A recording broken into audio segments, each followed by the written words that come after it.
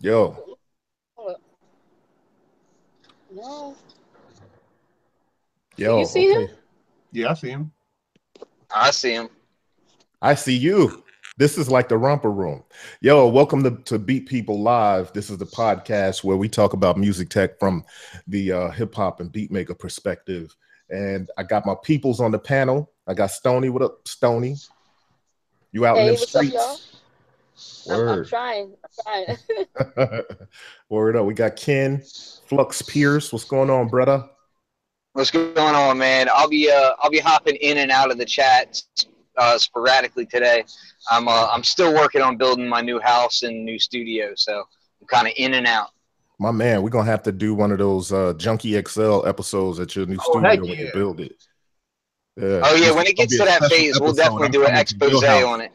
I'm coming to your house when it get built, and we just gonna do the Beat People live from there. Yep. Yeah, for sure, for sure. I do plan on doing some videos on some of the more mundane stuff like the cable management that I'm going to be doing because I got some pretty novel ideas for how I'm going to do my cable management. So Oh, Word, word, and we got D still. What's going on, bro? what up, man? You know, it's a quiet Saturday when I'm just drinking iced coffee in the studio, writing music. You already know. Oh, It's, word. yeah, Well, man. me, I'm just over here getting phone calls in the middle of my show. Hey, man, nice. on the low, I'm here on the other side, like on the other screen. I'm here trying to sell some stuff because I'm trying to get these new synths that are coming out, and I'm trying to like sell some gear so that I can buy some new gear. So Oh, word. you Hey, already yeah. Well, let's talk about that right quick. Well, what I want to get into, I kind of build the show as this is like groovebox fever out there. know. Lately, I don't know what the hell. 2017 is becoming the groovebox year. Yeah. With the MPCs coming out, and then unexpectedly, we knew Digitakt was coming, but we did not know about the explosion of All the MK2 MPCs. boxes from Yeah. Elektron. Yep. So, is that what you pawning and hawking stuff for? Yep. Definitely. What you got your eye on, man? All of them. Word. No, seriously, like no joke. All of them, man. All. So I you you not only into the rhythm, but like so rhythm MK2, there's Octatrack MK2, and rhythm there's MK2, analog 4 MK2. an analog for MK2. That's where I'm at, man. Hmm. I think for me, it's just trying to switch my thinking and Okay. creating music in a whole different way. It's gonna put me in a new place with music. You know, Word. so that's kind of where I'm at. Because sometimes you just gotta get new gear in order to make As music. long as you don't sell that OP1, I'm not gonna sell it, dude. I know Yeah. you're not because I'll slap you. Yeah. I will march my butt over there and have a seriously stern conversation with you.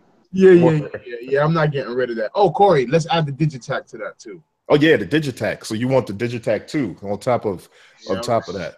So Stoni, what you got your eye on any of these Elektron boxes? You know what? It's a double-edged sword for me, right? To me, I'm at a different space. I see all these new pieces coming out and all the gear and the X and all the Elektron stuff, and it'd be nice to get my hands on them and play with them. But at the same time, I'm also thinking about the culture of, right? It's like, okay, there's new gear coming out. I have to have all this new gear to change my shit up or to be better. But the reality is, does it change your perspective? Does it really change your sound? Does it change your mind, the way that you think? What is new about these new pieces that's going to change the way that you approach music, right? So, Yeah. if these new pieces that are coming out are going to add that I've never seen before, that I've never No, done I don't think before, it's gonna add something different. then, Yeah, I don't think then, it's gonna then, add something then, different. It's just gonna change my but workflow. then for me personally, I don't want to get clouded with gear. Mm-hmm. There's the cloudiness with so much pieces of gear that you're not actually doing anything significant, and then you get that one piece that's so awesome. I mean, the Digitakt I think is so cute because it's something I could put in my backpack and go make music without my laptop, right? Yeah. So I think that's pretty cool. The Elektron stuff I like because I can use without needing software and without needing a laptop. You know what I'm saying? Mm-hmm. You a question though. So the new Elektron stuff, just to preface this, the only one out of all the new Elektron stuff that interests me at all is the rhythm, and the only aspect of the rhythm that interests me is the fact that they added internal sampling without having to do like importing. Like I had a rhythm, and I didn't like. I liked it. I thought it sounded wonderful, but I didn't really like the workflow. And I hated the fact that I had to import samples in a kind of clunky manner. Oh, that sucks. One of the things about it that really struck me is, so they added all this cool stuff. They added bigger pads, which I highly doubt that those pads are going to be very finger drumming friendly. So that doesn't really matter to me too much. But the main thing was the sampling and the charging for their Overbridge Premium. And the Overbridge Premium, it looks like, doesn't do a whole heck of a lot more than the original free version of it did, but the basic version takes away things that the free version of it used to do. So I'm kind of confused by that, because the price point is a little bit higher too, isn't it?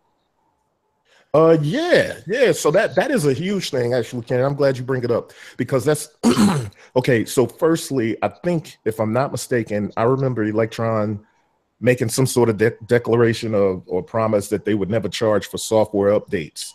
I think I remember that too. Yeah, and Overbridge was a huge part of that. And you know, depending on who you ask, depends on, you know, people were on both sides of that argument, either side of the argument. But yeah, so the MK1 boxes, like I had analog 4, I had analog rhythm. Are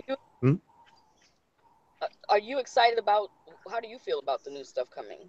Well, I actually am excited about the rhythm. I sold my analog 4. It's not because I didn't like the analog 4, but I just found over the last year I hadn't used it. So I traded it and ended up getting a vintage JX3P. So, because that was something I've always wanted. So it sounds like a better situation for me. But yeah, I'm into the analog rhythm MK2. For a couple of reasons. One, the fact that it has sampling on it now, and two, because it has larger pads on it. And I kind of like the redesign. I think one of the things that Ken, the redesign is kind of dope. It looks like nothing out there. And one of the things that Ken had been mentioning before is he was waiting for them to kind of step into less of a more refined design, I think, and kind of I just always felt that, like, for the amount of money that I paid for my rhythm, I felt that it still felt very DIY looking. It still felt like a lot like a product that was made from their basement. And the SID station, it was fine for that, because that's basically what it was. But as their company progressed, I felt like becoming bigger and, you know, really excelling at their sound and everything, I just never felt that their hardware design really reflected how cool their boxes were. So I'm pretty happy to see that they redesigned them and make them look sleeker. I'm not a huge fan of the color, but at the same time, that doesn't really bother me. There's things like style flip out there and whatnot, so that doesn't really bother me one way or the other. So Corey, for me, it's a little bit different. I'm going to be brand new to the Elektron workflow. Right. And that's why it's exciting to me, because I'm one of those dudes that I love challenges. I love challenges, and I love things. Like when I first got the OP1, it was challenging for me, but I sat there every night up, sitting on the couch, you know, making beats with it, and I learned it, and now I can use it really well. The Elektron stuff is exciting for me because my whole life I've been thinking about creating patterns in an MPC-based way, which is what which most of us started with, the whole MPC style of. Now, Corey, really quickly. What's up? Stoni, what's up? Yeah, what's up? Are you did you get a chance to touch any of the? You had the old stuff. Have you had a chance to do like a comparison with both units, with the new units that are coming? No, actually, I haven't done a comparison. Well, you mean like with physically having the units, or just kind of discussing what the differences are between the two? Right, discussing it, because I know you have a relationship with those guys, and Yeah. Like this discussing like what's to come versus what they used to have. What is your take on that? Since we're Well, not let's start there. Okay, so let's start there with the analog rhythm. Right on their page it says what's new. Right. So with the analog rhythm, right away, what's new? The biggest thing is the sampling capability, right? So that's a huge thing. The reason that's something new is because the analog rhythm is not a sampler. At least MK1, the OG version, is not. It does play samples. It's a sample player. But yeah. And it's horrible how you have to. There's a couple different ways how you have to get the samples in there, but I don't like it, and it takes forever, and it's very clunky. I think they should have thought that out a little bit more beforehand. With Digitakt, they have a transfer app where you can, the program is on your computer and you can transfer things to the Digitakt, to and from the Digitakt. That's what they should have created for the rhythm in the first place. And I think that'll be compatible with this too. But the fact that, sample compatibility, this thing samples now, and I don't know just yet. I know it has the same sample button as the Digitakt, so it could be that it's the Digitakt sample engine altogether. So whatever's familiar about Digitakt sampling will probably be what's in the rhythm. But here's what they're not telling us, Corey. They're not telling us about OS updates. That's true. Because they're talking about releasing the MK2, but what they're being very vague about is the actual OS stuff, because that could be the thing that changes the whole thing. Because remember, that happened with Machine. They had an OS update and you could still use the old machines with the new software. That's true. So it's one of those things where it's like we're complaining about, there's nothing new about it, but wait, they might just drop an OS update. So you're saying they may drop an OS update that will give the OG rhythm the ability to sample, right? That could be the one thing that makes me raise my eyebrow about that. Remember, the machines still have, the old ones still have inputs. They still have a ton of stuff. So you just think, maybe a software update might just be the thing for for it to make the actual difference for people. Right. That could be. Now the one thing I do know on MK2 unit, right, Corey? Yeah, they're both standalone units. They're pretty much, all of their stuff is, that's what's dope about them. All of this stuff is pretty much primarily standalone units. However, when you get into Overbridge, then that's when the integration with the computer world really takes off. And speaking of Overbridge, like Ken mentioned before he dropped off, they're now charging for Overbridge, right? So, Overbridge is kind of like Overbridge Premium and Overbridge Lite. So it's Overbridge Basic, that's free. So on the rhythm with Overbridge Basic, for the MK2, there's sample manager and librarian functionality. There's MIDI over USB, analog MK2 sequencer, DAW sync, computer screen visualization, basically where you have the VST up on the screen, and audio streaming of the main bus only over USB. Time limited sessions. That's weird that it's time limited sessions. OSs for these pieces. So you said basic versus what? Overbridge Premium. So the Overbridge Premium, so there's two different things. So let me just tell you, the first rhythm is compatible with Overbridge. There's no two tiers to the original Overbridge. It's just Overbridge, and it didn't cost anything. If you bought the rhythm or if you bought the analog 4, analog keys, Overbridge, analog heat too, Overbridge just works with it. Seems like when they decided to do the MK2 boxes and when they decided to do the Digitakt, they decided to split it up into tiers. So now Overbridge Premium costs $99 additional, which doesn't sit well with everybody considering the price of the boxes to begin with, right? So they don't consider the price of the boxes. It's just two separate prices. It pretty much is. You get Overbridge Basic, which allows you to do some basic things, which some limitations, I don't like this particular limitation. Audio streaming of main bus over USB, time limited sessions. That stands out to me as like, man, why'd you have to limit it like that? That's just basically telling you it's a demo version. That's it. It's a demo. In 15 minutes, you're gonna get this weird sound coming out of your plug-in. I'm like, bro, get out of here. I just paid $1,500 for a drum machine, and you're gonna give me a limited, like a limited Overbridge? Man, get out of here. Yeah, that's the stuff I think that sucks. So not only is it time limited sessions of audio streaming of the main bus over USB with Overbridge Basic free, but pay attention to that audio streaming of the main bus over USB. That don't make sense, Corey. You want to stream the individual channels. Boom. That's exactly what I'm getting to. Because in the original Overbridge, you could stream individual channels up to however many your computer could take. Yeah, the point of Overbridge is that you don't have to connect all the cables with all the individual outs. You want to be able to. That's why Overbridge exists. It doesn't exist so that I can just have the stereo bus out. Right. Exactly. For that, just have the cable plugged into your audio interface. That's it. You could just plug either the headphone jack or the two outs that exist on the back of it. Yeah, like man, get out of here with So that. with Overbridge Premium, you're able to fully integrate analog rhythm MK2 with the DAW environments, whatever exactly that means. You're able to use analog rhythm MK2 as a 2-in, 2-out sound card. Control analog rhythm MK2 with dedicated VST AU, but the dedicated VST AU, that's a huge part of what Overbridge does. I can't believe you're not really getting that with the basic Overbridge. But now, Corey, I have a question because I'm new to the whole. I would think that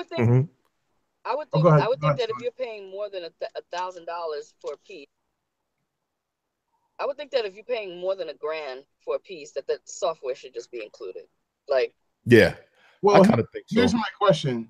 So because I'm new to the whole Elektron thing, when you buy, let's say if I buy the MK2, the rhythm, if I buy that $99 Overbridge, do I have to buy it for each device that I get? That's a good question. I don't know. Or is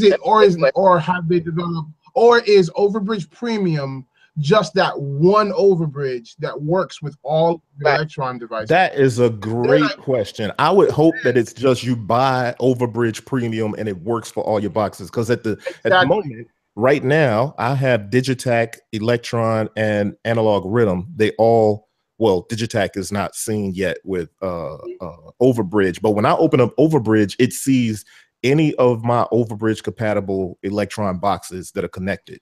Okay. So I should hope that you just buy Overbridge Premium once, and it should see your Analog 4 MK2. It should see whatever compatible devices that it has. Oh, and the other thing though, so you get to stream 8 internal voices external and the main bus to separate DAW tracks using Overbridge Premium, and it also has full recall of the settings when loading into a DAW project. Some of those things are like the stuff that you expect that should just, if Overbridge is going to be there. Yeah, somebody in the chat just said, I think it's a different Overbridge per device.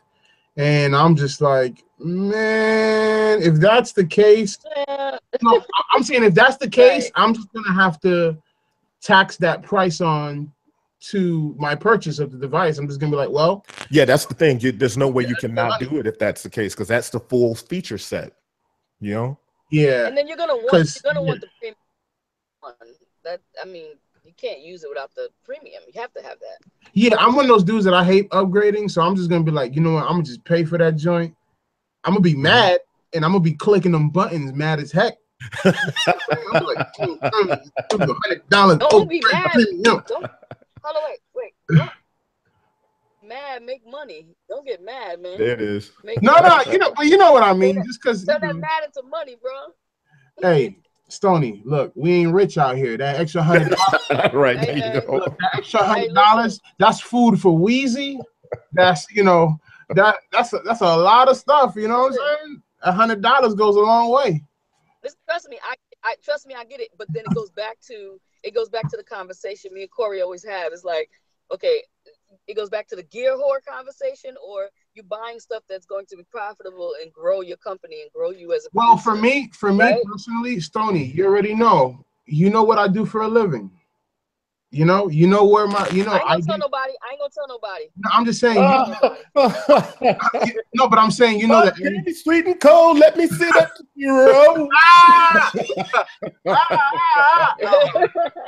No, what I was saying is that every time I buy gear, it's either for two purposes. It's either for my sound design, or for my music creation. Those are two. No, we're not talking. We're not. I wasn't talking about you per se. I'm just saying in general, like. Oh no, I feel you. Yeah. But I'm saying the whole reason why I'm interested in the whole Elektron vibe. Yo, I'm Stoni. I'm even gonna buy the old stuff. Like I'm literally like. No, Elektron. Listen, Elektron has put a staple in the game right now where you need to have one of those pieces in your studio, like you have a machine and like you have an MP. Yeah. I mean, those joints, they're dope. I'm definitely getting my hands on one, and I'm gonna body that shit.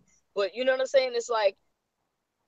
They're fun. They're fun pieces. We could sit here and beef about the money, whatever. But once you get your hands on it, and you start having fun, and it's bringing you creative, bring you creative ideas, then it's worth it.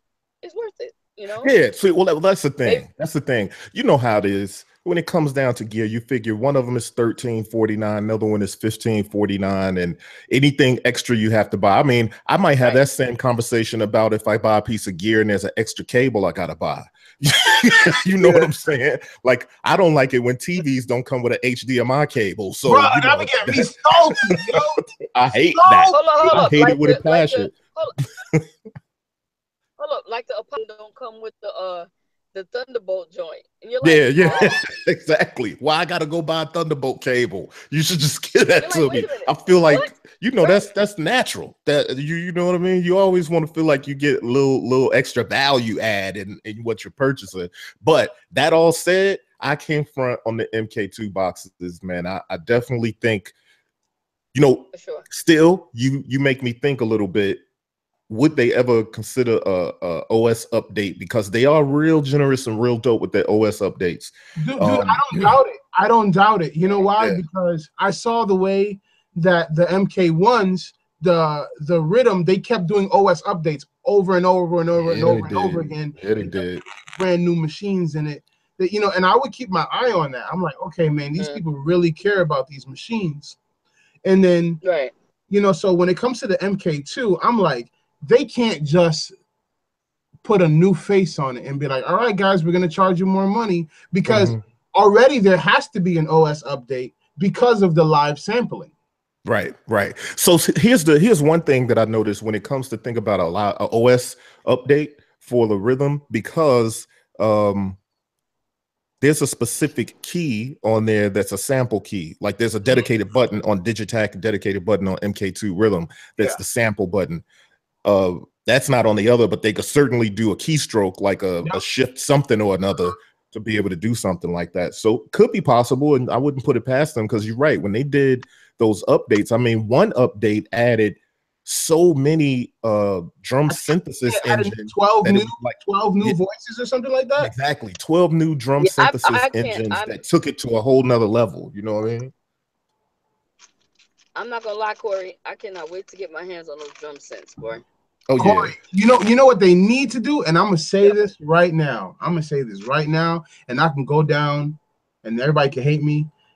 They need to put the synthesis engine from Machine Drum into Rhythm. Oh, nah, yeah. Bro. What? Nah. From Machine Drum, yeah. I think. Well, here's the thing. I personally feel like what they should have. That's native instruments. No. So Machine Drum, the Machine Drum, what is it? Actual drum machine, Stoni, not the machine. I'm talking about the Machine Drum had all this FM and crazy. Corey, you got that joint there? Yeah, I'm gonna show it on camera. Give me a sec. Yeah. Okay. Yo, Stoni, because I want to buy. You said put the brain inside of the. Yeah, just go ahead. Yeah, just go ahead and throw that Machine Drum, all that goodness into the rhythm. You know what I'm saying? Because first of all, they discontinue that. Here we go. Hold on. Let me pull some cables out of here so I don't. You know how that be? You go pulling something and 3 or 4 different things come off the desk. Corey's crib is like the guitar center of the game. Like, it's like, oh, the machine. Hold on, let me go get that joint. Yeah, Bboytech gear. Bboytech Center. Yeah. So the one on the top here is the Machine Drum by Elektron. That's one of their first drum machines. The thing is, this has a bunch of drum synth engines in it, but it's a digital drum machine, not an analog one. And it basically has all the XOX, like 808, 707, 606 drum engines in it. It's got an FM drum engine in it. It just has like so many different things in it. And I personally thought that when they said, hey, we're doing the Digitakt, a new drum machine sampler, I thought that it was going to be that. I thought that Digitakt would have the drum synthesis engine in it. Yeah, from the machine drum. Because you figured, why did they discontinue the machine drum and just come out with a thing called the drum machine that has no actual generative drum machine in it? Right. Totally agree. I think that's what, bro, that's what stopped me from like jumping on the Digitakt right away. But then I started to catch that fever when I see you making beats with it. And I'm just like, man, I think I want that Digitakt now, because Corey over there making me lust. Corey put the fire to that bad boy. Yeah, man. I told you when I wrote a little story about it, I was like, man, send me that joint so I could set it on fire for the boom bap heads and let them know on that kind of tip, you know? Yeah, man, it's great, man. And that's one of the things that I'm really encouraged by. That it's I'm not the gonna Elektron. lie. When I first saw the Digitakt, I wanted it the minute I saw it, and I don't know, maybe it's the way it looked, but it just is so portable. And all the stuff Corey was doing, I was like, yeah, this is exactly. Well, that's another thing. That joint don't take that joint should have a battery in it. It should have a battery. Oh, no. And so let me tell you what I do for that. Oh, you got that power station, right? Yeah, I got that. But you know, as I posted it in the Digitakt group on Facebook, and somebody did obviously point out the obvious that it's expensive. But at the same time, you can power so much stuff with it. It's the OmniCharge Omni 20. So if you can see that, how much does that run you, Corey? This is $299, but OmniCharge sent it to me, and I have tested this. It charges quick, but I actually used this on the couch and on the porch with the Digitakt for like 10 hours before. What? Yeah, 10 hours, bro. Look, it has the AC joint, and then it has a nice OLED screen on the front with 2 USB, and then it comes with a gang of adapters here. These adapters, Corey, like you know what I'm MagSafe adapters for your MacBooks and stuff. And listen, 10 hours I rocked on this and charged my iPhone, and at the end of the 10 hours, it says 17% left. So you know what, though, Corey? I just bookmarked that joint. I'm about to cop one of them joints in the future. Word. Yeah, I think the Bboytech crew to get a couple of those. Word. Hey, if I can, I'll pull that off. You know what I mean? And I mean, I'm portable all day. That's it. That so I mean, I agree that the Digitakt, that was a miss. Everything. If I always have a wish list of things and stuff don't quite do something that I wish it did, and that's one of the big things. I wish the Digitakt actually had a battery in it the way MPC Live does, because I see people being, you know, MPC Live or the OP1, because I see people really getting a lot of use out of them joints by being able to be not tethered to anything. You know what I mean? So now the OP1, hey Daniel, the OP1, does it charge through your laptop, or do you have to? Yeah, no, I could charge it through my laptop. I could charge it through a brick. It's probably the only actual portable thing that I have. That and this now, Corey, because y'all encouraged me to get this. Oh yeah. Is that the hold it up again? Let me lock it in. iRig joint. Yeah, definitely. Because I got these. I have these that I normally travel with. I have the iRig monitors, the micro monitors, the iLoud micro monitors. Yeah. I copped this joint so that I could just be outside in the backyard with the OP1 and just. That's what's up. Oh no, that's the best. Or with the iPad, yo, don't even get me started on that. Is the best. That's exactly what I had as my setup. I had the Digitakt, my OmniCharge, and my iLoud micro monitor, my iLoud, you know, speaker. And it was like the perfect combo. Like straight up, that's gonna be my setup for going, you know, when I travel or if I'm going mobile with beat making, man. Yeah, definitely. I think Ken's back. Yo, what's up, Ken? You back, man? Did you put the roof on yet? Yeah, I had myself muted so as not to annoy. Yeah, I'm installing a water heater now. Yeah, I'm just listening to the conversation and seeing where you guys are at. What was the topic? Oh, we were talking about the Elektron devices, and we already know how strongly you feel about those things. And we would talk about the portability too of like Digitakt and how it probably was a bit of a miss to not put a battery in it, but at the same time, that seems to be a bit of a shift in paradigm or shift in features that people need. They probably were way too deep into the development of this by the time anybody thought of like, yo, let's put a battery in it. Or at least by the time MPC Live showed up and said, we are holding it down with a battery. So it'll be interesting to see what comes of that. Maybe Digitakt MK2 would be battery powered. I'm still interested to see what the response to the rest of the, from the rest of the community is going to be, as far as in response. I really see Digitakt in any way, shape, or form as being in the same space as the Live. It's cheaper. Like pretty much everything about it's realistically different. Yes, and same with the Rhythm. So like I don't really see them occupying the same market space really. Yeah. So I started on an article that is a comparison of Bboytech report between the MPC Live and the Digitakt. Now, the only reason I started on that comparison, and I didn't finish it yet, but the only reason I started on that comparison is because too many people were saying this or that between those two particular products.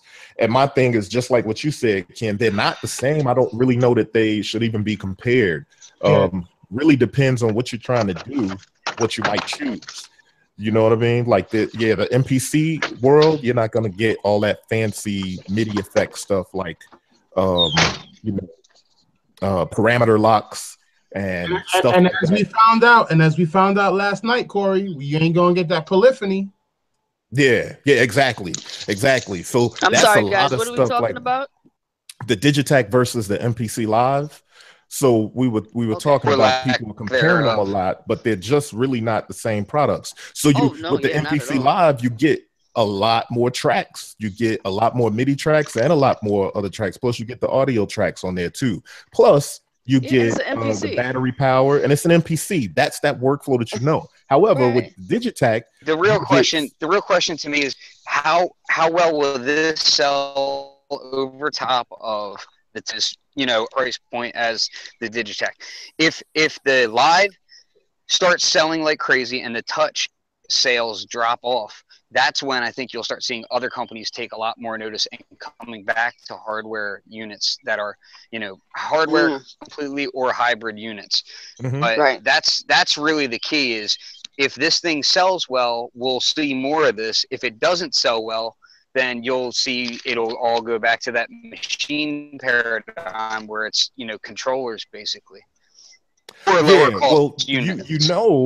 That actually, you speak on something right there that's the truth, because when we had dude from Yamaha on, what was his name? Blake? I think his name was Blake. I'm sorry, I can't remember right now. But remember when the Yamaha dude was on and he was we were going through the Montage 6 with him, and we asked him about like, yo, when's Yamaha gonna join the Groovebox game again? And he said he can't say anything, he can't confirm or deny anything, so we don't know what they got brewing. But he did say that, most times companies like his will be watching things like MPC Live and MPCX to see how they do, because if they do that well, then it's a flag to them to say, yo, the market is ready for this kind of thing again, a standalone groove. Exactly. And that's what happened with Arturia when they did the micro and matrix, or not matrix brute, the micro brute and mini brute. The mini brute, doing the mini brute, and then that thing sold like hotcakes, and next thing you know, Korg and everybody else are all doing, a ton of these analog synthesizers. And now look, we have the entire beat making landscape has changed to where it used to be you had to only get these used synthesizers to get that analog sound again. Now we have a gluttony of analog synths. I mean, this year alone, we've got like 6 or 7 new desktop units that Hey, Corey. And that's just what we know about. That's just the that's just the stuff Hey, that we Corey. know. Or hybrid. Yeah, what's that's up? just the stuff we know about. Hey, Corey, did you get it? Did you get a chance to get with that guy for the SEO2 joint? Mark, no, we didn't get together yet. Okay. I think we're gonna get together tomorrow. Yesterday was too hot. I swear I came to the crib and it was so hot outside. I just ran in the crib and slammed the door like the heat was chasing me. So we didn't get a chance to hook up, but we may hook up and mess with the SEO2, the Roland Studio Electronics SEO2 tomorrow. You better FaceTime me while you're doing that joint, cause I may do a live feed. Yo, I've been so anxious to like see the workflow. Houston from Ableton, he's been talking big about it on Facebook, and I'm like, man, stop talking about it and just let me hear that joint. Like, come on, man. Like, I'm here anxious. I want to hear that. Yeah, somebody in the chat is talking about Dreadbox Abyss is amazing. Yeah, that's another thing that I got my eye on. Them Dreadbox synthesizers are, man. Oh yeah, I've heard a lot of good stuff about it. I mean, the review that what's my man? Nick Bat, right? Yeah, Nick Bat. I don't know. I'm drawing blank because I'm looking for a link. So Nick Bat did a review. It was actually pretty impressive, yo. Yeah, man, and they sound buttery, Corey. Those synths, they sound very very warm and very they sound like super analog to me. Like they sound warmer than normal. Yeah, that's dope. But you know, those joints have always sounded really good. So yeah, I'm not surprised that one sounds as good as it does. But then see that speaks to the thing that Ken was saying. There's so many options in terms of analog synths, really, because one place decided to take that chance and do something with it. And then we look up and we got a ton of them. Arturia did those couple little joints.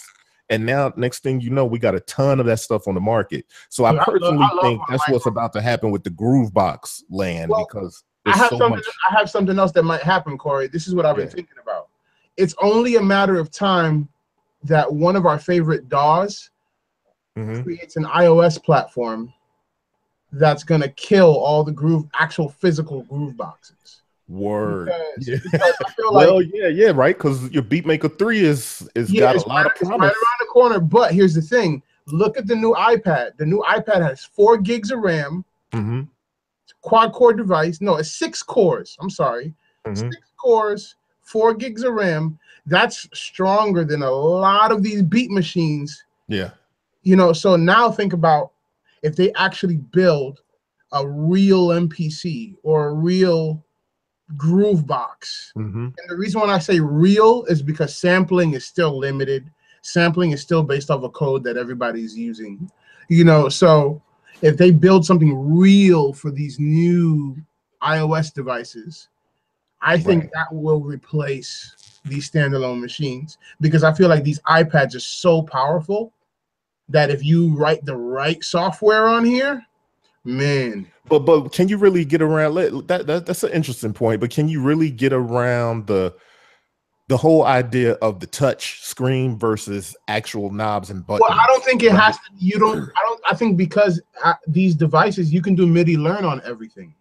So for me, I'm just like, yeah, it's cool, but I ain't gonna pay $2,100 for MPC-X.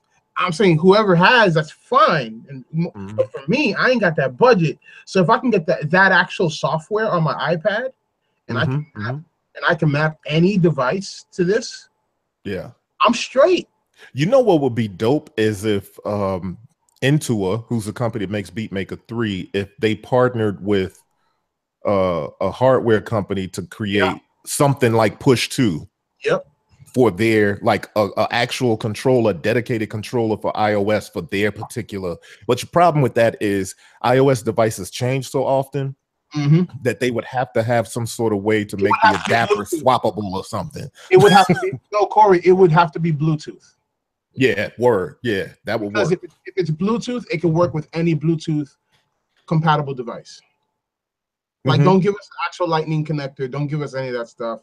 Just make the joint Bluetooth. That way, if I upgrade my iPad, I know it'll work with the next joint. Yeah, because it's going to have Bluetooth. And even if Bluetooth is upgraded, it's going to be backwards compatible. Well, that's why the Roly people, you know, they coming out with all these little Bluetooth controllers that work for iOS, and now they opened up the software that it works for Macs and it works for all that. Right. You know, I mean, I actually like the Korg stuff for the Bluetooth. The Korg stuff works incredible, and they've got stuff. And then they've got like so many options. They got the the XY pad one, and then the price point is $99. I mean, you can't beat that. You know, the price point. The price point versus the Roly stuff. Yeah, because even though I make stuff on my iPad, I still need a controller. Like, I'm not down with this touch. Like, I like the touch screen stuff for certain things, but I need to turn a knob. I need to press a button. Yeah, I need the knob. You should try some of the Korg stuff. You know, you should try some of the little Korg portable controllers. Well, I use this. I use this. Word. And then show them the MIDI fighter twister too. Oh yeah, I use this Stoni, and I use this for my iPad. Damn. Yeah, I can't see it. So he's talking about the MIDI fighter. What are you showing me? I can't really see the MIDI fighter twister. So I use this for my iPad. So I use the Moog System 15, and I map it completely. Now that's cool. That's dope. But the Korg joint actually has the baby Chaos pad on it. I forget which model. I'm gonna send you the link when we're done with the show. I'll send you the link to the actual controller. No, I've seen it, Stoni. But here's the thing: the Chaos pad. Please. The Chaos pad doesn't make any sense to me because of the touchscreen. If I have a touchscreen and a Chaos pad, yeah, you got screens all over the place, right? Right. I'm like, well, I'm gonna use the iPad, which is the best touchscreen. Right. So, the Chaos pad thing doesn't really make sense to me when I have a touchscreen. But I'm talking in terms of just having a controller and Bluetooth. The Korg stuff is just really good. I have a Korg one. But this is my Bluetooth controller for Ableton. Like, for instance, I load up Touchable on here, and I have all the Touchable is endless. You can do anything with that stuff. Yeah, that's the iPad. But if you want to get like a dope Bluetooth, and I like the Roly stuff too, but the Korg stuff just to me has so many functionalities and mapping options and different cool things on one piece. So you got the XY, you have the keys on there, just a whole bunch of different things you can map on one unit. That's dope to have a mappable XY surface. Right. Yeah, that's kind of dope. So all right. And you can use the Chaos pad to do that mapping as well. But I will say this. Yeah, I love those. I will say that where he's saying, the best touchscreen for this, best touchscreen for that, that Chaos pad touchscreen is surprisingly responsive and accurate. It truly is. So, I mean, but I totally get what he's saying about all that, for different use cases and all, but as a standalone effects unit, dude, that Chaos pad is so much fun. Look, who you telling? I got one right here, dog. I got the Chaos pad right here. Hey, if anybody's been watching my Digitakt videos, because I got it because of Corey. Because of Corey over here, like, look at this Chaos pad. Look at what I got. Yo, Daniel, don't play that game. Don't chase Corey, bro. You're gonna be in trouble. Weezy gonna want them snacks. Weezy ain't gonna have no snacks. Weezy ain't gonna have no snacks. Weezy, I ain't gonna have no snacks. Weezy snacks gonna get depleted. Cut it out, man. I feel you. You know what it is? I think the reality is that there's so many interfaces that are for different people. Yeah, right. Yeah, for sure. And some people like touchscreens. Some people like knobs and tactile devices. I feel like we're in a wonderful time for music production where there's something for everybody. Even like when we talk about the Elektron machines from previous, I'm just like, man, like there's specific people that didn't come from the MPC world. Yeah. Right. Yeah. And the first thing they got was the Elektron. The first thing they got was the machine drum or the mono machine. And that's how they learn how to sequence. And when they get on an MPC, they're like, how do I make a beat on this thing? Yeah. Oh, it's the same thing in reverse, right? Exactly. Yeah, so the way we're talking from an MPC background, I ain't gonna lie, I was very intimidated and not really up for the journey when I got my analog rhythm, because I was like, there's so much talk about, and then too, okay, so the sequencer has mythical proportions of talk behind it. You know what I'm saying? So like I think people have made it sound more difficult than it actually was once I moved that out of my head. You know what I mean? And actually but at the same time, at the same time, Corey, how they're using it, right? So it depends on who's talking about it, how they're using it, and what scenario, you know. And it's easy for them, you know. Well, exactly. that's why the only time I became attracted to the Elektron devices is when I saw Corey and Bryce using them, because they used it in context to how I would use it.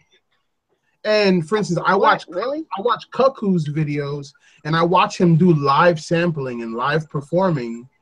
In Data Line, I watch him do that stuff, and I'm like, man, that's what I want to do with Elektron machines. And they put it in context for me. When before, the only context I had was like this hip hop MPC workflow. But then I see these new machines that are being put in context for me, and that just made me like, okay, I think I could jump over to Elektron stuff. And first of all, they could just, like, one box does like 10 different things. Right. And that is amazing to me. Yeah, I mean, I can't front on Elektron. They do some amazing stuff. I mean, I think what I really love about them, although I know that MPC is my primary workhorse, what I really love about the Elektron stuff are the I guess the MIDI effects, right? The P-locks and all those different kinds of things. Like they had a challenge one time where they were like, yo, analog rhythm users, here's a challenge to use nothing but that one box and create a full, track that has, depth. You know what I'm saying? And you can do it if you're creative enough. I mean, because I would love that. Corey, you already know. You give me that challenge? Yeah. Yo, I'll write a whole freaking orchestra with P-locks. That's right. right. Exactly. That's what I'm trying to do, man. And you know what? That even I gotta say, like what I said before, when you say stuff like P-locks, I remember when people like Bryce used to be like, Corey, dig into the P-locks, man, parameter locks. And I'm like, Bryce, you're giving me a headache by saying that because it just sounds difficult. You know what I'm saying? But here's the thing. When you think about P-locks, you think of Elektron.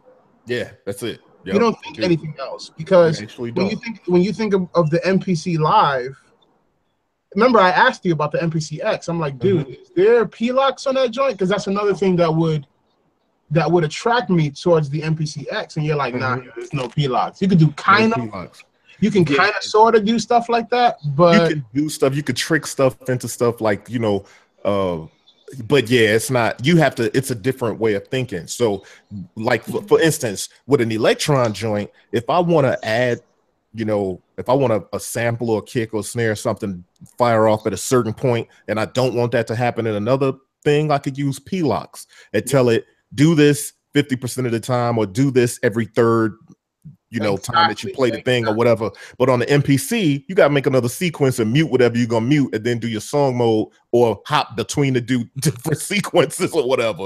And it's just a different way of thinking and working. I also think for me, it makes sense because I don't make really static music. Yeah. Okay. So here's another point. And this is a point that I know Ken has made before. Somebody in the chat says you don't need P-locks for an MPC. Right. I get it, because it has depth in terms of you got a ton of tracks. You got, all these, you got a ton of stuff that you could do, so you don't really need it. Yeah. Now, in the Digitakt world, you need P-locks because you got 8 audio tracks. So you only got, so many steps. And you know what I'm saying? So you could use that to get around some of its limitations, and that's what makes it dope. But, the other thing about P-locks in an MPC world, which would be dope, and actually I've never tried this, but something that the Elektron world you could do with P-locks is, have it jumping between different samples from just one trigger. You know what I'm saying? Man, and different stuff like that. That's where, like, I think that something like an MPC could benefit from P-locks and, you know, stuff like that. I mean, not to mention trigless triggers, right? I think it's called trigless triggers, which is basically a certain way of doing automation. So, Yeah. I mean, it's just a different way of thinking altogether, you know? But let's see. So what about the, we mentioned, obviously, the Elektron Rhythm MK2. What about the Octatrack MK2? I'm totally in for that, Corey. You already know. I told you I want all of Corey, don't ask those questions. You know, whatever you get, Daniel gonna have. So stop. No, no, I don't think so. Because that's the one that didn't interest me at all. Nah, because you know you know where it is. I'm literally trying to step away from my laptop, man. I'm like, I wanna make music. That Octatrack disappointed me, man. That was the one that had me so sad, because all that said to me is it's going to be even more years before they do something more thorough than the Octatrack, because is it a nice upgrade for what the Octatrack is? Yeah, but is it what I want? Definitely not. Yeah, so but don't nobody care about what you want, Flux. Oh, that's true. That's true. Don't get that twisted. Yeah, that's totally true. Yeah, because because Ken be wanting, like, he's like, this joint better have all analog oscillators. I think no, not at all. No. Steele is completely incorrect on that. Dude, I'm just messing with you, Ken. Come on, man. Get out of here. Well, hey, listen. Don't. I want people to understand that what I want is usability. Like, yeah, I know. I see the writing on the wall for where it could be, and that's what I want. You know what I mean? I see. Okay, this was a great idea. Now let's see where you can actually take it. You know? I'll feel you. Well, remember, it's going to be new for me. So I don't have the old Octatrack, so I'm going to get the new Octatrack as my first Octatrack. So, and here's the thing too. I think the important distinction, like when I shot out the press release on the Bboytech site, I made a point to not only put the press release, but to put a little bit of my thoughts about it before the press release. So the important distinction with the Octatrack MK2 is that it is the MK2, which means the remixed OG joint. Right, it's not the Octatrack 2, which when version 2 that's comes, absolutely true. Yeah, so the thing is, but that's why I said it makes me sad, because I'm waiting for a version 2. Like, I'm waiting for the next version, and this just means it'll be a longer wait. Yeah, and it will be, because I think with the version 2, they'll have Overbridge, the premium. It'll be compatible with Overbridge, because Octatrack 1 and MK2 are not. And I mean, it's nice to have the OLED screen and the new paint job and a couple more dedicated buttons. If you notice, the old school the old school Elektron boxes, the 16 step buttons at the bottom has a little LED above it, but now since the Digitakt, they have backlit buttons, so that you don't need that little LED. So that's one of the things that got upgraded. But I definitely think that at some point we'll probably see a version 2, not just the MK2. And at that point, they'll probably have it ready to be, because they would have to rebuild this joint from the bottom up to make it compatible with Overbridge, because only their later technology is compatible with that. So, but I tell you what, man.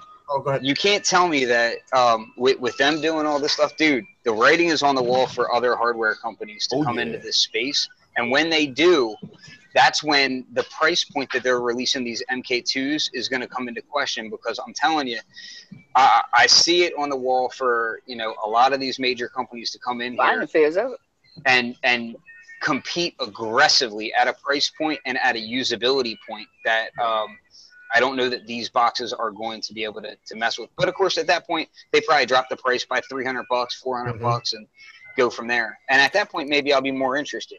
Right I personally think by the time they do version 2s of any of these boxes, they're going to drop the price on the MK2s. Yeah. I kind of think that's what's going to happen.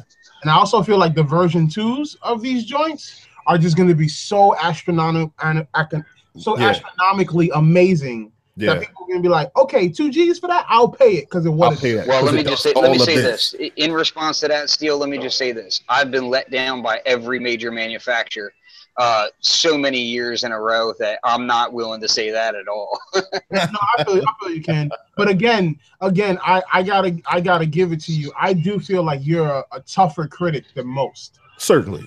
You know, Ken, because you know the ins and outs of a lot of this stuff. You know what's in it. You know what circuits they're using. So I know that you look for certain things.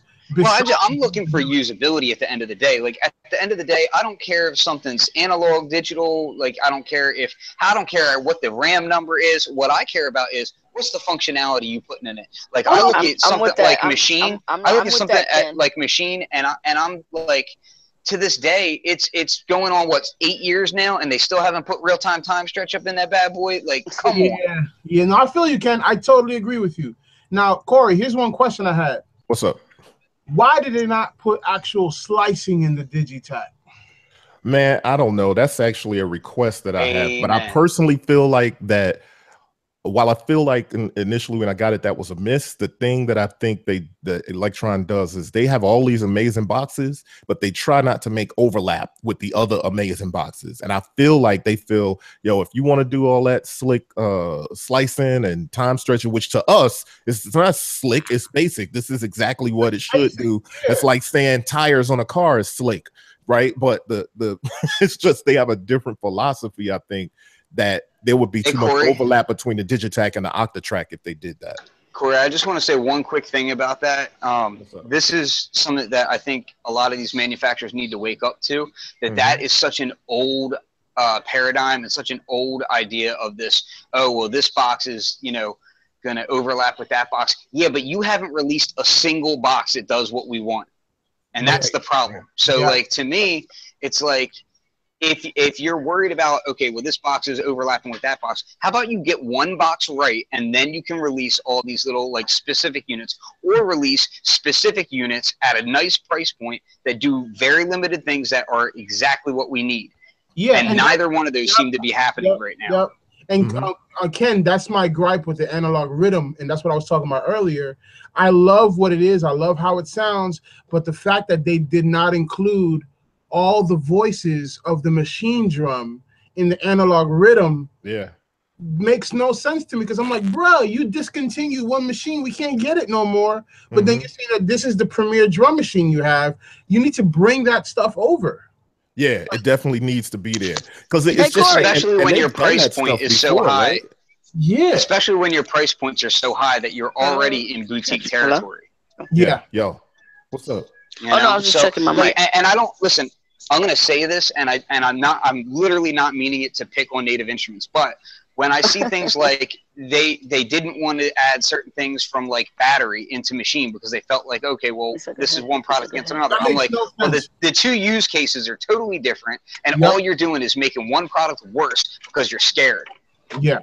Like, that's ridiculous to me. What, you're scared you're going to sell more of this other product? That's a good thing that you're going to sell more of one product. Yeah. It helps you focus. But they be so, what that is? That is when like design and usability is in, not on the same page with marketing and sales. You know what I'm saying? So that exactly. That's when they allow marketing and sales to put their hand in the room. Yeah, they putting too much of their marketing and sales folks in control over the usability and the design. You know what I mean? And that kind of becomes a problem. And hey, who knows what the politics is in there? Yeah. Well, yeah, enough of us have had enough dealings with enough of these companies to kind of get an idea of what the politics is behind those closed doors. But you know what I'm saying? The tough part is when it comes to that kind of stuff, the consumer loses.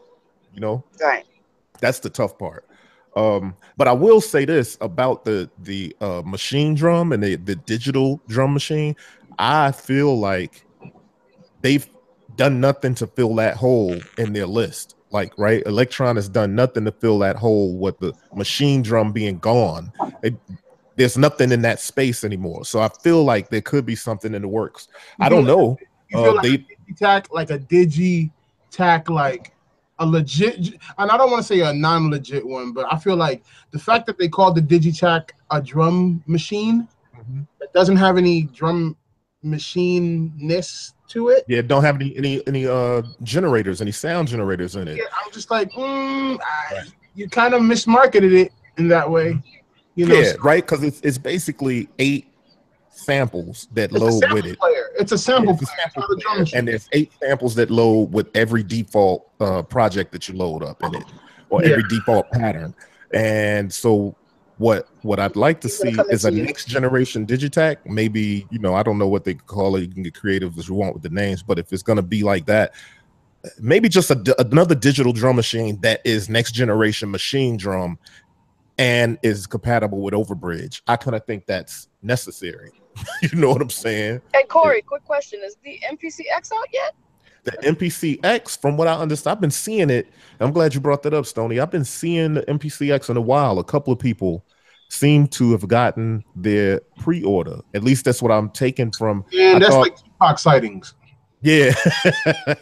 Well, wait a minute. Tupac is alive in Cuba, man. Nah, man, he worked at shop. Oh, you work at the mall. I got you.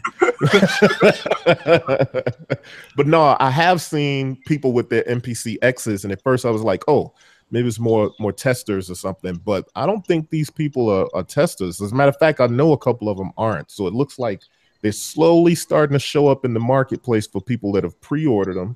And which is weird. What's weird about that, like Stoni and I was talking, is like, why is there no fanfare? Why wasn't there marketing around that? Like, most places will say, yo, it's shipping. and it'll be a whole press release just for that. And it hasn't been. Unless I'm wrong, unless it's not shipping. Nah, dog, it's the equivalent of your grandma giving you the handshake with $20. She don't want nobody to Yeah, right. You don't want nobody You got the $20, but that ain't everybody's business. Everybody's business. Like, it's that, here you go. Who said your grandmother gave you $20 handshake? Yeah, right. Here you go. Don't show that to your mama. Yo, Akai is doing the freaking grandma's handshake to people. And so like Masada in the chat room, he just confirmed, yeah, it is out. Wow.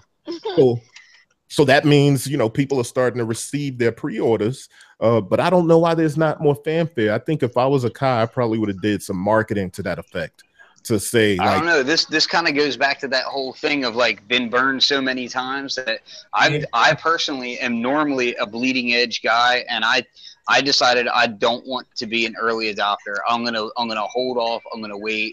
I'm really heavily considering Alive just for the portability of sitting on the couch with it. But beyond that, like I'm gonna hold off and wait to see how this thing fleshes out. Yeah. Plus I know that, like, yeah, what up, Masada? But that's the other thing is that I'm also really interested to see what happens at NAMM this year. So. Oh, I think we're gonna get all kinds of crazy stuff at NAMM because the groove box makers and the synth makers are on something. I personally think that this is like the biggest tournament that they've ever had. They all trying to outdo each other and do the groove box better than the next one. Everybody's gonna get my portable synth. Everybody's gonna take my money. It's gonna be one of the situations where, like, here, just take my money. You know why? Because at the end of the day. And here's the one thing, you know, I know we talk about overlap, but even though some of these machines do the same things, they sound different. So it's always good as a sound designer to have all these machines. Like, I'm trying to be like Gold Baby. That fool has everything. Every single thing. Every single thing. And he's masterful at the way he uses them. Exactly. And for me, I'm just like, man, I want to be like that dude, you know? And that's why I'm just excited, man. That's why I'm real passionate about it, because talking about gear is like talking about like what sword to use when you're fighting. Depending on what your opponent is, depends what weight of sword you got to use. And it's, you know, hey. So this age-old question, with all these groove box makers out there doing their thing, obviously it's a huge explosion, and the person that's throwing the most grenades is Elektron. The company that's throwing the most grenades is Elektron. Like, boom, there's another thing, and boom, there's another thing. We updated this, that, and the other. But then you got the OGs of the game, NPC with the X and the Live, and Sweetwater tends to be sending those out at this point. But, you know, I mean, could you possibly see some of those old classics showing up again? And what do you like? Are the newer players? You're forgetting about people that have already kind of put their hat in the ring and already said, "Hey, we're developing stuff." Novation. People just kind of forgot about it. Yeah, remember Novation came out with a circuit. They might be working on a super circuit. Yeah, You know what I'm saying? they should be. There's that. You also have Behringer came out and said that they were doing a drum machine. Yeah, You got that. They did. Yep. You know, how long's it been since the last Native Instruments machine came out? And that's kind of what I was hinting at there. You know, everybody knows I'm not necessarily a machine guy, but everybody else on this panel don't get all crazy. Pretty well versed with machines. How long has Push 2 been on the market?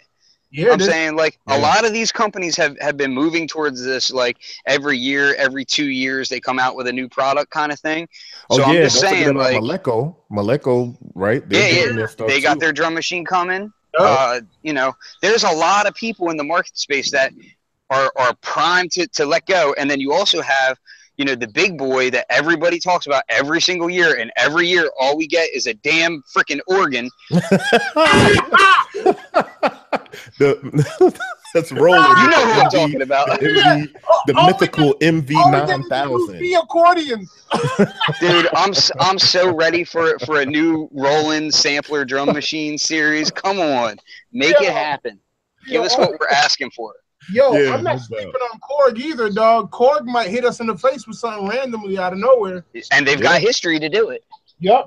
Yeah. But hold on. Here's the thing. So jumping back to like the portable synth game, though, we still don't even know where Homeboy went that left Korg. What's Tatsuya? He went to a German company. Wait, isn't he part of Wait, I know Flux. You know, right?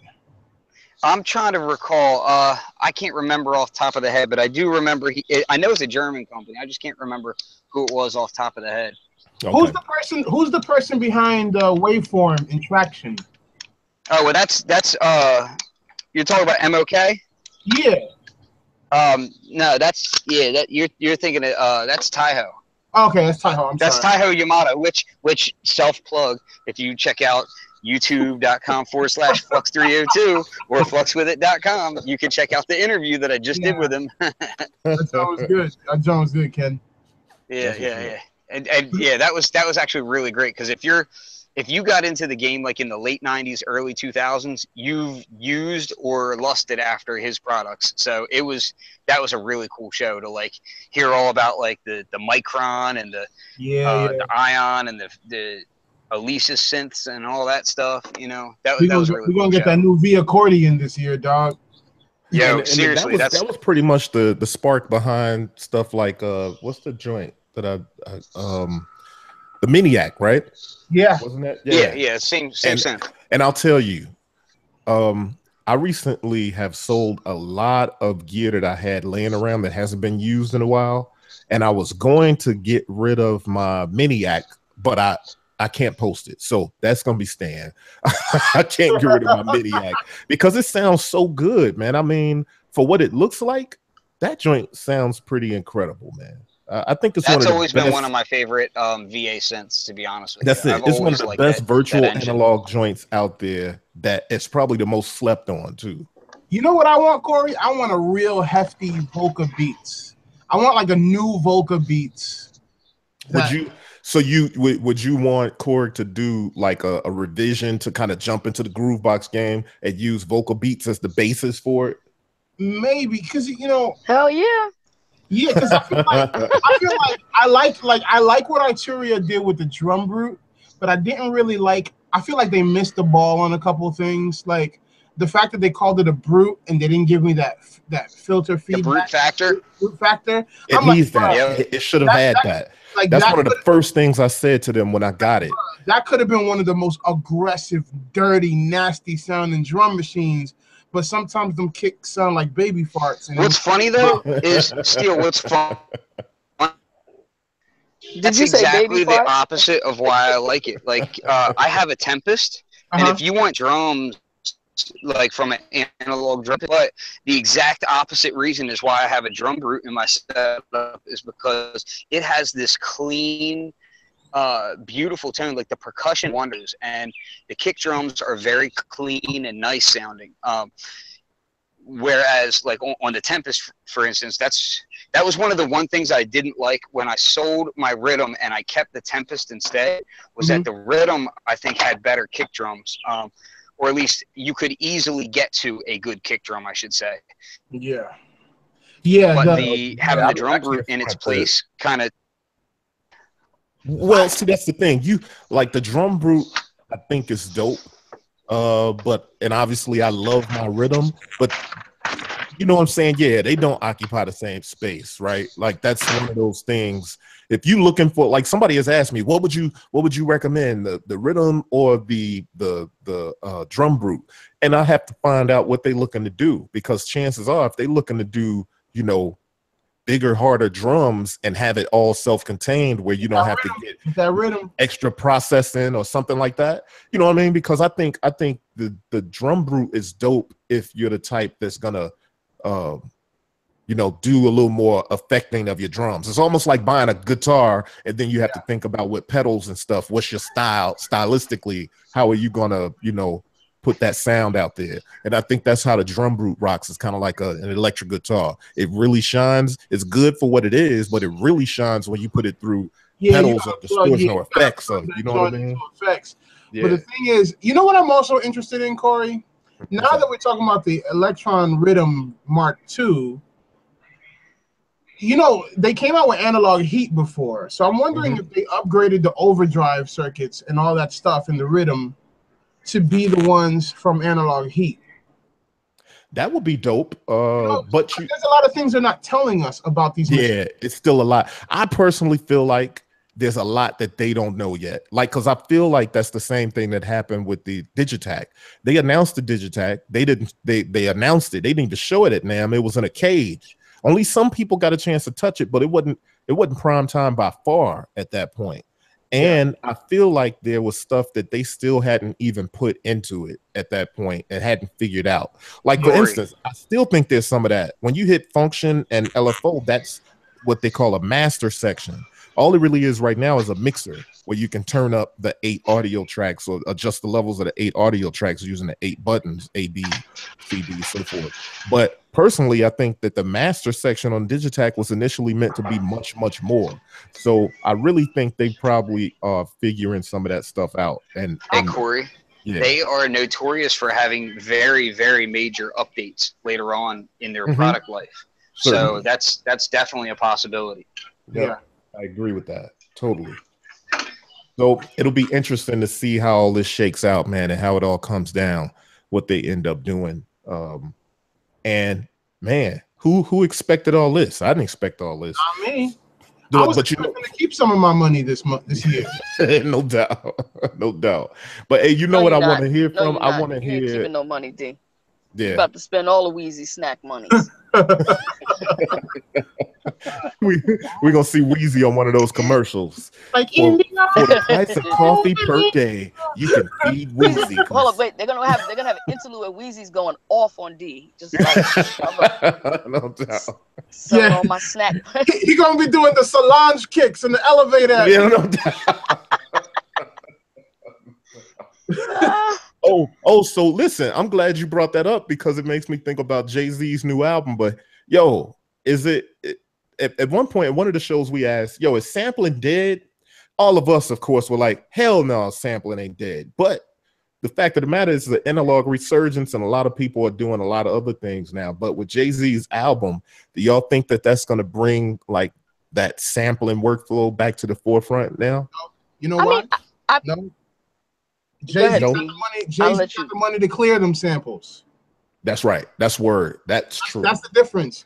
He can do that because he got the money to clear them samples. A lot of people don't know that No ID is the president. I mean, Corey, the way I look at it, I think. Yo, what happened? I don't know. She just lost her connection. I can see you and hear you, Stoni. Oh, not no more. So what you saying that No ID is the president? You know, he's a president of Capital. Right. So think about those connections, and when it comes to clearing samples. Bruh, yeah. Exactly. It's not dead in that context because they could afford it. They could afford to do what needs to be done with it. Because you got to set aside a huge amount of your budget. You know, I mean, I don't know what cats are getting for budgets nowadays because you know the music industry has changed. But sampling isn't dead because a lot of dudes are creating their own samples and sampling it. Boom. That's the thing. So that's kind of like what Stoni and I would talk about. There's a shift in how the sampling is done, and there's a shift in what the product is nowadays. Nowadays, you got cats creating their own sample libraries, whether they're selling them or not. They're creating their own sample libraries, and that's why all these tools. But then too, I don't think that the companies. I don't think that the companies are aware of that. Well, I guess they are. I don't know. It's just a weird kind of paradigm. Well, I'll say this much, Corey. I mean, I feel like we're in such a great place right now in technology, with music, with being creative. I mean, I don't think this resurgence of bringing back this particular style or bringing back that particular style. I feel like because the internet is so open and being creative is so more acceptable to just be yourself nowadays, that do great music and your fan base will follow you. I don't feel like, I mean, if you're a producer and that's your style, then cool, but to just jump on a bandwagon because, oh, sampling is back, so now I'm gonna go to sampling. Well, you know that's what's gonna happen, though. There's a lot of bandwagon. But I do like everybody's just doing what they do. Like No Idea is doing what he does, and he's fantastic at it, and everybody's just being themselves, and that's dope. That's what I like. No Idea knows how to sample. A lot of these kids nowadays don't even know how to chop something up. They're like, hey, but you know what? They will. They'll get there. You know what I'm saying? I feel you. I feel you. And you know what? And because Stoni's gonna teach them. well, I mean, themselves also, like, they're gonna get these tools and they're gonna play with these different options to do all these cool things, and they're gonna get great at just keep doing them over and over and over. Just be yourself, man. Yeah, and that's the point of music. Being yourself. But here's the thing: be yourself. Sometimes you can't be yourself because you can't afford it. Sometimes people. No, that's no. I don't agree with that. No. I'm saying in the sense of sampling and being a public producer. If you want to put music out and you want to be yourself and you can't clear that sample, you're not gonna put that song out. Well, there's ways to do things. I mean, you know, you have to start creating your own sounds and create your own sounds. That's different. But how many people are willing to go that step? And that's they're gonna do it. There are a lot of people doing it. There are a lot of people that are willing to go that step. Tony, I know there's a lot of people. Don't take it for granted. Like, there are people out there. Stoni, you're talking. But the majority. It depends on what you're looking at, right? No, it's all Stoni, subjective. I feel you. You are talking to the dude that does that. right. Stoni, like, and you know what they do? They go to your site and they buy your kits and they buy your samples. But what I'm saying, they chop them up. But Stoni, me, Daniel Steele, M Simp, we are willing to go that far to make that sound that we want. Well, guess what? That's why they have options. Now they actually have options to do that. That's if you know how, right? So there's so option, many different things about. Yo, hold on. I just had the most wonderful. Hey, check this out. I want to show y'all this right quick, because since we were talking about so much Elektron stuff, I also want to talk about a couple of stands. If you follow my Instagram feed, Bboytech Report on Instagram, then you probably saw me put both the analog heat and the Digitakt into a dope stand. And I want to tell y'all about those stands because it's fresh and I think it's going to be useful with all this stuff out. So yeah, that's fly. If you could see this, this double, like there's one right here, there's a Digitakt analog heat single stand, but then if you look at the next one over, it's a double stand, and that's what I have. And I have the Digitakt and the analog heat side by side, and it feels like one cohesive instrument. So that's one, and that's by Fraction Industries, the Elektron stands by Fraction Industries. Yeah, I'm gonna need that, John. The other one here is by JDK Stands.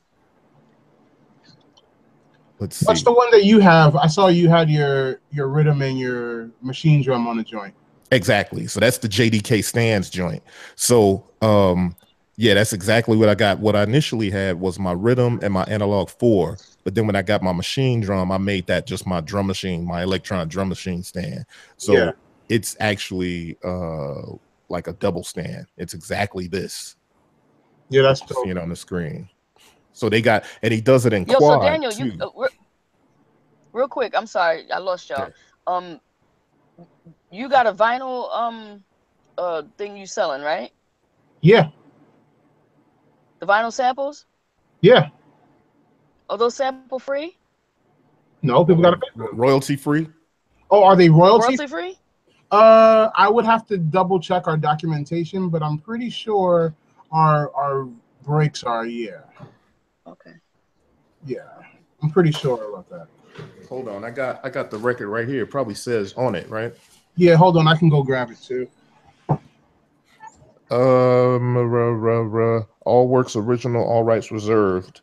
No, I don't think this is royalty free. But then that doesn't necessarily mean it. I'd have to look on the thing. But hold on, let me pull the stand.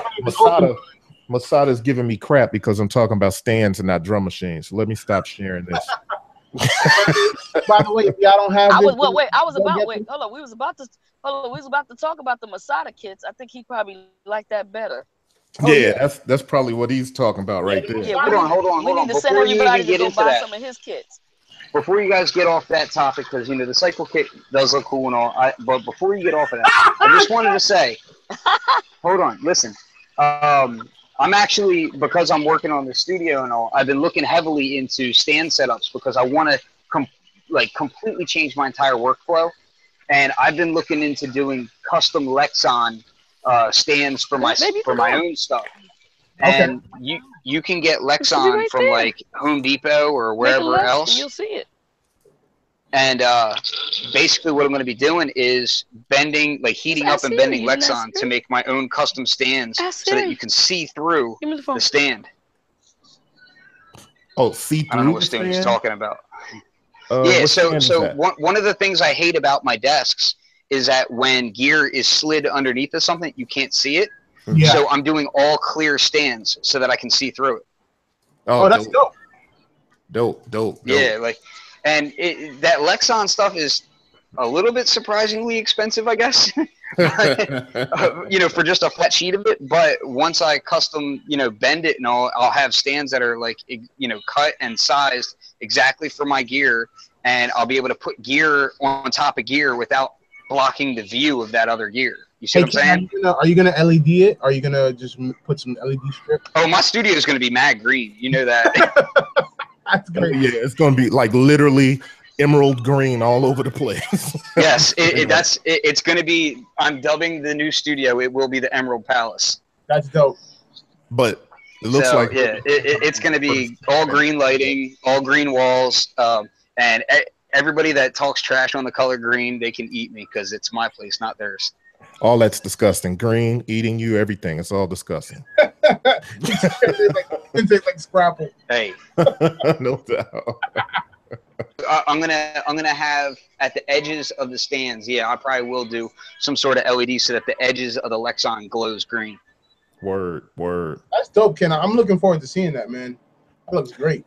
So, now I want to move into y'all should go check out Masada Cycle Kit. Yep. Masada, what are you up to? Cycle Kit 4? Yeah, he's on Masada Cycle Kits 4. It'd be nice if I had a copy of that bad boy too. Word. But there's a lot of dope kits. What I think y'all need to be doing is, listen, we mess with a lot of really dope creatives. And these really dope creatives that I have on the show and that I have in the chat and that kind of part of my circle make a lot of dope stuff for y'all to use in your beats and to create dope music. And so be sure to support us. If you dig what we're doing, be sure to support us. You want to support people on the panel. DSTL is with MSX Audio, msxaudio.com, right? Ain't that the site? Yeah. So, they've been killing it lately too with the what is it? The lo-fi melodics. Lately, they've been killing it. They've been killing it. They've been slaughtering. It seemed like every season they flip the script on cats. So now they got the lo-fi melodics. And what's the other drum kit? Lo-fi melodics and Fly Low drums, yeah. fly low drums, which is kind of like the complement lo-fi melodics. That's dope. It's killer. And there's just a ton of stuff on their site. And hey, while you're going over to msxaudio.com, be sure to put in Bboytech as your discount code, because then you can get, I can't remember if it's a 10 or 20% discount, but take that discount. Do that. Also, hey Corey, I'd like to also mention, like, you guys who, the guys who like doing these kits and all these, from Masada to MSX to Bboytech, you guys really speak to certain Ken, of course, Ken Flux. I was waiting for him. I was gonna give him his own special, Yeah, I'm gonna move on to Ken and my stuff, the Beat People stuff too. So. No, but what I'm saying is all you guys have like specialties. Like Masada Psycho Kids. Inside of the MP, it does different things than it does in other platforms. You know what I'm saying? Like it's just each one of you guys have something special. So word. Yeah, because it all has, everything has its own kind of personality, which is real dope. So I think, listen, if you watch Beatppl Podcast, you should have a good cross section of all of those kits in your library, right? Yeah, so it's like, be sure to stop by fluxwithit.com. My man Ken Flux Pierce. He's done sound design for Arturia, and like, a lot of people don't realize that a lot of places, a lot of people and makers consult Ken on their stuff before they put their stuff out. Go cop that 8-bit dip joint. 8-bit dip is brilliant. You know what I mean? Yeah, go cop 8-bit dip. And then he got some other stuff that, we're going to have to push them in the background and finally get those things out to you, because we always doing a lot of different things. But 8-bit dip is brilliant. I mean, it's 8-bit drums, and then he has this whole comprehensive library of stuff. I mean, I can't remember the name of it, but Ken has taken, field recorders to all kinds of steel yards and crazy rooftops and stuff, and recorded all kinds of industrial sounds. That's put it in electrocuting himself, trying to get all that stuff. You know what I mean? And while I'm at it, this is the Beatppl Podcast. Make sure you stop to beatppl.com and cop things like Analog Boom Bap, where it's a blend of analog drums and boom bap type acoustic sample type drums layered together to create Analog Boom Bap, or the Chicken Kit, or just different things like that. A lot of different breaks and stuff. And still hold up that vinyl again. Oh yeah, so we got this on our site. We got the Breaks Collective. This is our first volume. And these are all, drum breaks that we played, you know what I'm saying? Because we're all drummers. And yeah, man, just some fat beats for y'all, man. On vinyl, You know what I'm saying? Hey, Corey. Definitely cop those. That's the Breaks Collective, right? That's what it's called. Yeah. Hey, Corey. What's up? It's been real. I got a boogie, guys. Okay. Yeah, we wrapping up. It's always a pleasure. Stoni's always a pleasure to talk to you. Follow me at Stoni's music site. Everything is there. In Stoni's World. Check out stonysworld.com. Yeah. You're on Pyramide too, right? Huh? You're on Pyramide too, right? Yes, I'm on Pyramide also. So for those producers who are, trying to get their chops tight, and for producers who are already established and want to learn some new stuff at different platforms, just go to my website and you'll see everything there. Everything that you need to know about me and following me.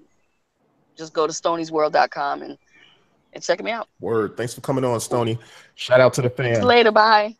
All right. Peace. See you later, Stoni. Okay. See you, Stoni. Right, peace. Hey, I'm going to be hopping off of here too. Word. Because I'm deep in construction. So let me do this so you can blue mug for a hot second. So yeah, I just installed this guy behind me. Nice. Look at you multitasking. He doing podcasts about audio stuff and putting in water heaters and stuff at the same time. Yeah, man, this is it's a project over here, man. So we took this house down to the studs, and the studio is going to be amazing, and I'm really looking forward to it. But I definitely look forward to catching up with everybody. Probably next week, I think we're going to do a show also. Yeah.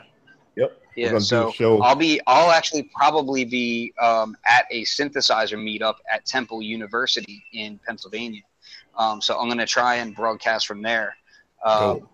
But as far as my channel and everything, it's been kind of slow goings over there because of this project. So because I've been doing so much work over here, I haven't had too much free time to, you know, keep up on my site and all that. So I asked people to kind of bear with me.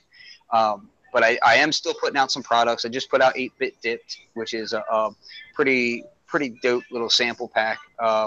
And I still have all the other stuff up at shop.fluxwithit.com. And fluxwithit.com has like all kinds of videos and content and that kind of stuff. But new stuff that'll be coming out hopefully next week. I got to get with my graphic designer at Prime Designs. So shout out to Rod over at Prime Designs. And once I get that stuff done, I'll be able to put it out and people can check that stuff out. So that'll be a new product called Brutus Drums, which is all analog drums based around the Drum Brute and a few other analog drum machines. So definitely worth checking out. So it was a good show though, man. Thanks for having me on again. And yeah, thanks for coming, man. You know, you got to be there, and we got to talk about what we're doing on KnobCon. We got to talk about that. Yeah. I'm still trying to work out details in KnobCon because I've been focused on this place. But yeah, KnobCon, NAMM, we got to get. NAMM is gonna be lit this year, guys. Yeah, it's gonna be crazy. It's gonna be great. Yeah, man. So, all right, I'll talk to you all later, man. Peace. Peace, Ken. Oh wait, hold on. I got to do it this way again. Remember? I got in trouble last time I did it this way. Yeah. Because there's people outside of like the East Coast that differently, so I got to go that way. All right, man. All right, man. So DSTL, as Bob Hope would say, I'm so glad we spent this time together. Yeah, I knew it was gonna oh man, yeah, brother. Today I'm taking it easy, man. I've been working hard. You know, MSX, we got a couple of things happening that are really, really awesome, and just really blessed to be able to work on stuff that we just enjoy doing and work with good people, good companies, and yeah. Go get that Lo-Fi Melodics 3. Go get that Fly Low drums. Be on the and speaking of that, not only are y'all releasing these kits, like wow, I mean, but what's so crazy about the way y'all doing it, man? It used to be like part 2 will come out next year or at the end of the year. Y'all like part 1 this month, part 2 at the end of the month, part 3 next month. Well, it's because, I love that. Well, one thing that we always speak amongst ourselves is that we would never put out something that we wouldn't buy ourselves. Right. And when it comes to the lo-fi stuff, you know, I remember talking to, you know, M Simp about it. I'm like, look, man, I'm on this stuff. I'm making these kind of beats right now. And then we just all got into that zone. You know, we all got into that zone. You know, we all started listening to that sort of music, being very inspired by it, loving the textures, loving all the stuff that comes with it. And we just started making all this content. And we're like, man, we just want to share it with our community. That's what's up. And that's something that every product we make is because we're very passionate about it.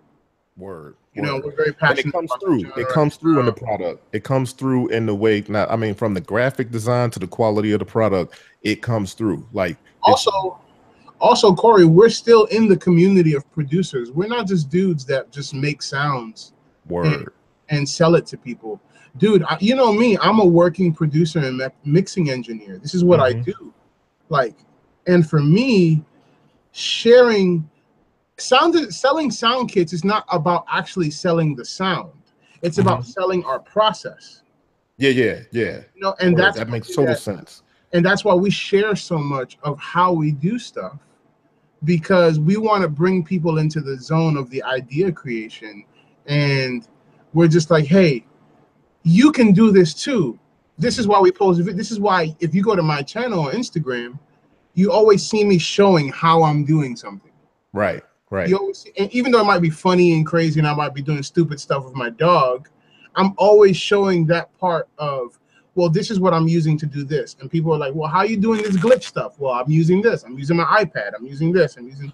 I'm giving people a peek of the process. And then later we'll come out with these kicks where they can add it all up from seeing our process, from seeing M Simp using the micro granny and using all these other things where you see the end product in our kits. Right. So people actually see how the kits are made.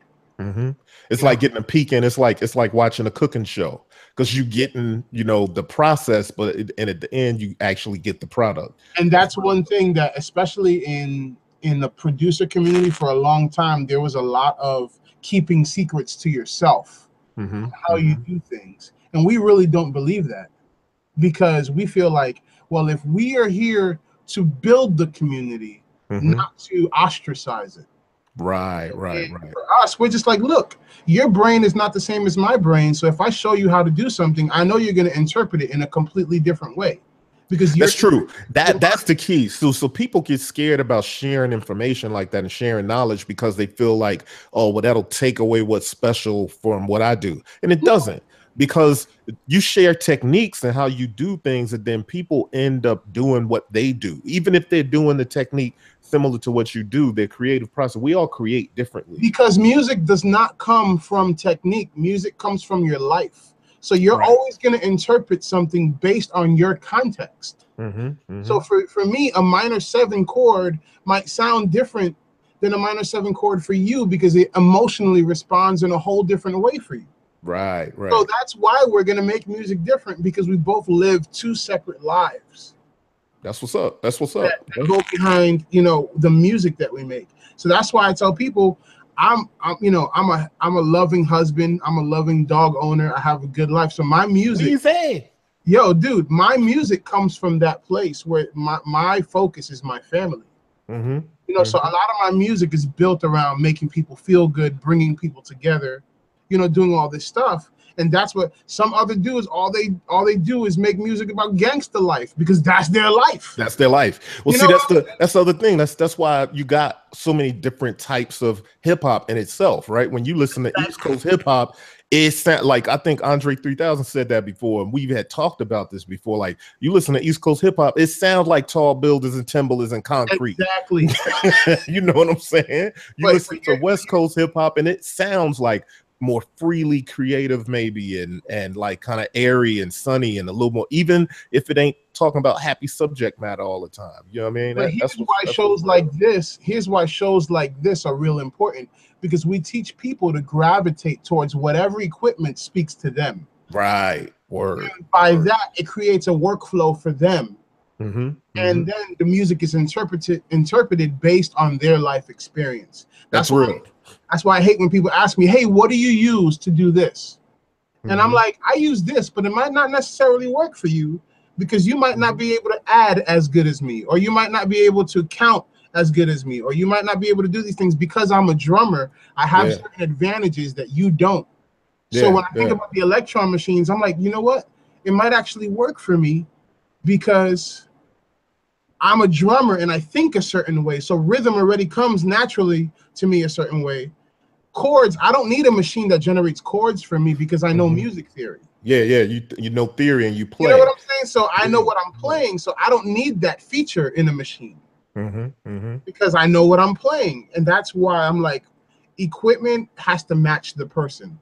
That's it. And then too, and once you get so into your own workflow and your own style of music, like for me, like, okay, I use a Digitakt, or I could use the MPCX. I'm pretty much gonna sound like Bboytech on whichever one of those boxes that I get on. You know what I'm saying? And it may be some things that may be a little more enhanced on that one versus on this one, because maybe they have different ways of working, and it may cause me to think a little different. But at the end of the day, you're gonna get me, right? Like that's why I was asking you those questions about the Digitakt when we were on Marco Polo. I'm like, well, can I play polyphonic chords? Because I already know how I sample. I know that I'm gonna bring one note in, and I'm gonna want to play chords versus triggering chords. Yeah, right. Because I know the way my mind thinks about music and harmony.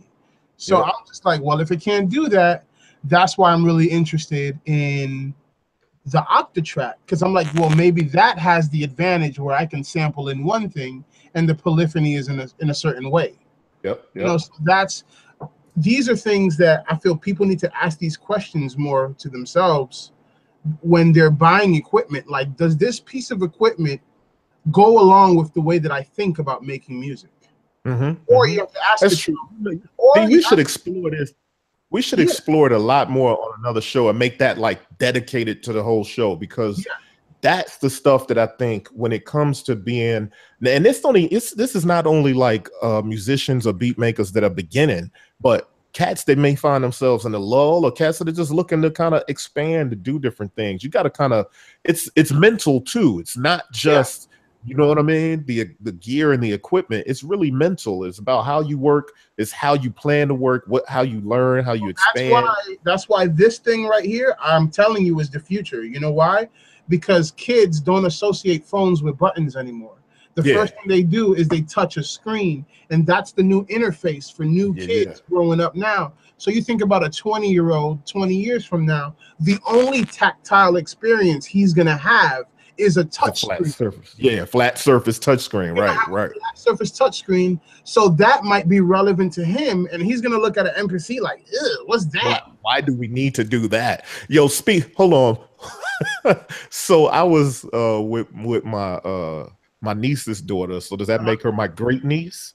Maybe. I don't know how those things go. So my niece's daughter, one of my younger nieces, I'll say. And one of the things I like to do when people come and visit me in California is we go to model homes, because that's sort of a hobby of ours sometimes. We like to visit model homes. That inspires me in certain ways. You know, when you got something to reach for and dream for, like you be inspired, right? So we went, and there was a turntable in like the man cave room. Right. And she was like, "Oh, got one of them old school things in there." Like, right? What are these big CDs? And she looked at it and she's like, "What do they call it?" I said, "That's a turntable, a record player." And she's like, "What's this thing on it?" Like, "That's the record. That's vinyl." And she's like, "How's it work?" So I'm sitting there, I'm explaining how it works. And I thought that was so cool. But to your point, that's the way it's going to be 15, 20 years from now, when the touchscreen generation are looking back at that stuff, and even further looking back at like stuff with a bunch of knobs and a bunch of tactile experience, because it's a different experience. And so it influences the way you create, and stuff that we think about that we need. You know, they're not even going to be thinking about that kind of stuff. You know what I mean? Because they'll have different ways to do that stuff. It's a different way of interfacing with the same concept. Yep. And exactly. That's something that us as grown men, we have to embrace it, and and if we want longevity in our careers, and we want to keep growing, we have to embrace the technology, because what happens is, at the end of the day, we have to pass on the torch and teach somebody something. And we have to teach it to them in a language that they're going to understand. The fact that schools provide you with iPads now, kids ain't reading books no more. They're reading PDFs. Right. You understand? They're reading PDFs. The fact that there's video courses means that they're reading less books and watching more content on YouTube. The interfacing of education with music and creation is all going towards that. So I feel like I said earlier in the show, the new iPad has 4 gigs of RAM. It's 6 cores. It's more powerful than most processors in these standalone machines that we have. All day. Yep. All day. The fact that I'm waiting till somebody ports Ableton to iOS, or somebody ports the actual real machine software to iOS, and the real MPC 2.0 software to iOS, because it can actually run on this thing. It sure can. I mean, it's more powerful than most stuff that's out there. And then when you talk about buying vintage gear, the kind of power, if you even want to say the word power, when you mention some of that vintage stuff compared to what's available now in the palm of your hand, is crazy. And that's why, and I'm gonna mention this for those that are still with us and listening. That's why I'm excited about the show that we're going to do later in the month. For Beatmaker 3. So just so y'all know, I just set it up where the panel are all going to get copies of Beatmaker 3, and we're all going to use Beatmaker 3 like a week leading up to the show. And then it's just going to be a show all about Beatmaker 3 and creating and making beats on our own way that we make beats, but with Beatmaker 3, and just discuss it, and we'll play some of the beats, and it's just going to be all, and that is a whole different experience, because that is the touchscreen experience, and that's an app that probably is going to be leading the pack in creating that next, you know what I mean? Like we said, if they could do something where they had like a push 2 type of thing for Beatmaker 3, that's next level, man. That's well, dude, you know, I'm not old, but I am old school. I'm one of those dudes that like, I'm like, hey, I need me some buttons because, you know, I don't know. It's just me. But like I was talking about earlier, like, why am I going to have 12 touchscreens when I can have the best touchscreen on an iPad and just use this for all my XY stuff? Dude, we've been we've been experimenting with all the effects on the iPad, you know, and that's a game changer because, dude, I got one of those iConnectivity MIDI 2 joints. Right. And I can send MIDI from my iPad to my DAW and vice versa. I could even send audio from Ableton, right? Send audio from Ableton and process it in a reverb app in my iPad and then send it back to Ableton. So now I'm using my iPad as a plugin, which makes this an actual hardware effects device. Yeah, yeah. Which is next level. And that's the kind of stuff like that. Actually, you could show people enough of that stuff where people will start to look at the iPad as something totally like, whoa, I'd never even thought about trying to do it that way. And it's not difficult. It's not difficult. And the effects that are on the iPad are much more reasonably priced than what you would buy a DST or a hardware unit. Right? I bought the other day, I bought the Audio Damage EOS 2 reverb for the iPad, right? Yep. These algorithms were made by the people at Valhalla DSP. Word. Yeah. I have all their other reverbs, but I'm like, man, now I could send some of my actual hardware devices latency free to this reverb and then to my computer. Now this is the actual insert and send in Ableton. Yeah, so crazy. That's and for pennies on the dollar on top of that. Pennies on the dollar is because the big joint costs what, $59, and I bought the EOS 2 for $5 on the iPad, and it sounds as good. That's what's up. And you just sold it because I'm about to go get it. Look, I think so far they've already dropped like 4 plugins. They have the Rough Rider compressor, they have the distortion wave shaper, and they have the EOS 2. Oh, Dub Station just came out too. Dope. Yeah, so bro, that's crazy. That's what's up. It's a new day, brother. Like there's no excuses to make horrible sounding music. Because if on your phone you can make some dope stuff, then you straight. Yep.